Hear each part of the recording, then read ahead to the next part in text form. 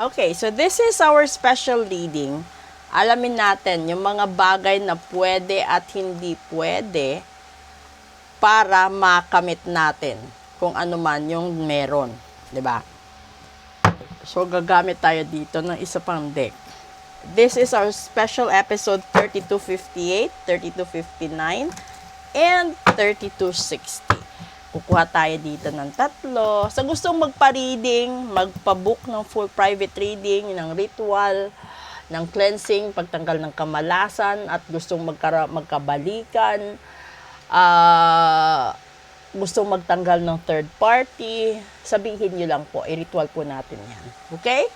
Una, live and learn. Pangalawa, okay. And pangatlo, ay, curse. So, ibig sabihin talagang nakulam kayo. So, ngayon, ito.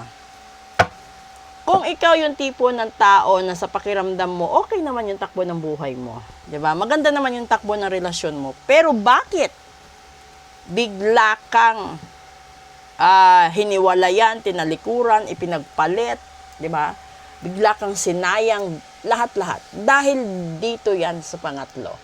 Sinasabi na posibleng ginayuma, kinulang, binarang, nilagyan ka ng death chain, ano pa ba?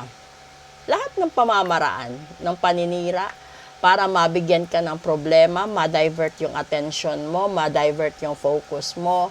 Yun. So, kung gusto mong bumalik sa magandang sitwasyon, iparitual mo habang kaya pa. Dahil mas mahirap at mas matagal kung pababayaan mo yan. So, ngayon, sinasabi dito, matuto ka sa mga leksyon na pinagdadaanan mo para maging okay ka. Subalit, tanggalin mo ito.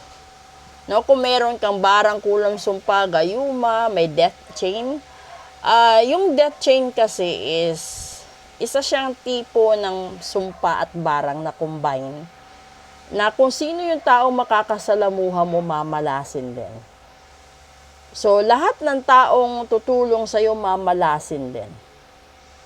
Halimbawa, yung nandoon sa death chain is literal na mauubusan ka ng pera, mauubusan ng taong magmamahal sa'yo, uunawa sa'yo, ganun yung mangyayari. So, di ba, wala naman sigurong tao na magiging masaya na yung gusto lang naman nila is tulungan ka and then madadamay sila sa kamalasan mo, madadamay sila sa curse, madadamay sila sa kung ano-ano meron ka.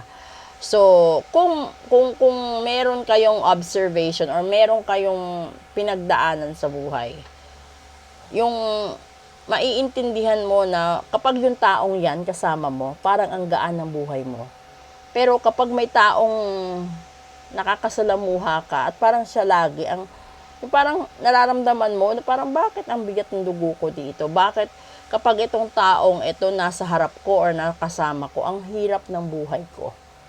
So, di ba? Ganun yun. So, ibig sabihin, meron at merong sumpa, barang, kulam, gayuma. And worse, naka-death chain ka pa. Okay?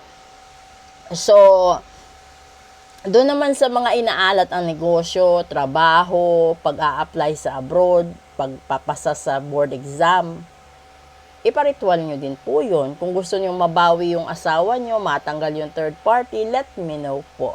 And then we can create a customized ritual for yourself and your needs. Okay? So, maraming salamat po sa inyong lahat. If you want to book for a full private reading, message lang po kayo dito. And if you want to avail rituals, message lang din po kayo. Proceed tayo sa English episode natin. Magandang hapon po.